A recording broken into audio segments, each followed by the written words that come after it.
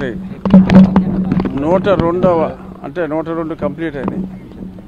ఆ జయంతి సందర్భంగా ఆ మహానుభావునికి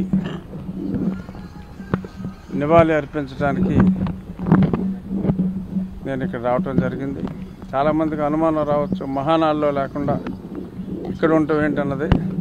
అంటే రాజ్యాంగబద్ధ పదవిలో ఉన్నందువల్ల మనసంతా అక్కడ ఉన్నప్పటికీ కూడా అక్కడికి కొన్ని నియమాల రీత్యా వెళ్ళలేని పరిస్థితి.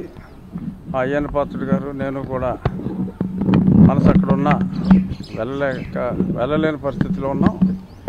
ఇక్కడ ఆ సేద ఇప్పుడు ఈ క్షణం తారక రామారావు గారి ఎక్కడైతే మరి ఆయన్ని ఆ ఘాట్ నిర్మించారో అక్కడ ఆ మహానుభావునికి ఆయన జయంతి సందర్భంగా నివాళి అర్పించటం ఆ కొరత తీరిందనే చెప్పాలి.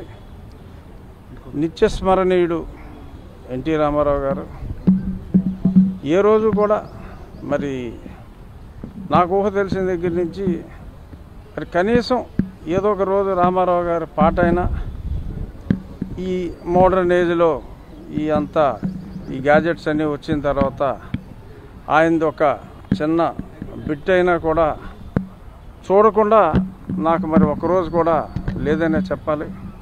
నా చిన్నతనం నుంచి నేను ఎంతో అభిమానించే హీరో ఎన్టీ రామారావు గారు.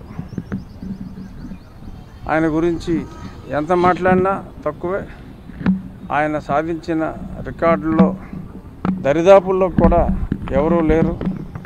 మరి పార్టీ స్థాపించిన 9 నెలల్లో మరి ఆయన ఆ రోజుల్లో ఎటువంటి మోడర్న్ గ్యాజెట్స్ లేని టైంలో రాష్ట్రమంతా సుడిగాలి పర్యటన చేసి ముఖ్యమంత్రి కావటం, ఆ పార్టీ 40 సంవత్సరాలుగా దేదీప్యమానంగా వెలుగొందటం, ఇప్పుడు మరి నిన్న మహానాడులో కూడా ఆ పెద్ద ఆయన్ని స్మరిస్తూ మరొక 40 సంవత్సరాలు దిగ్విజయంగా తెలుగుదేశం పార్టీ ఉంటుంది అని గట్టిగా చెప్పగలిగారంటే అది ఆ ఎన్టీ రామారావు గారి స్ఫూర్తి అనే చెప్పక తప్పదు.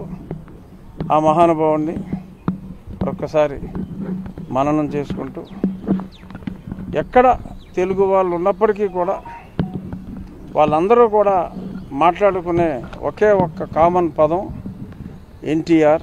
తెలుగు జాతి ఉన్నంతకాలం ఎన్టీఆర్ ఉంటారు. తెలుగు జాతి ఎప్పటికీ ఉంటుంది. అలాగే రామారావు గారికి మరణం లేని జననం ఎవరికైనా ఉంది అంటే ఈ ప్రపంచంలో అదొక ఎన్టీ రామారావు గారికి అని చెప్పి నేను తలెత్తుకుని గర్వంగా చెప్పగలను. एनटीआर अमर रहे जब तक सूरज चांद रहेगा, एनटीआर का नाम रहेगा।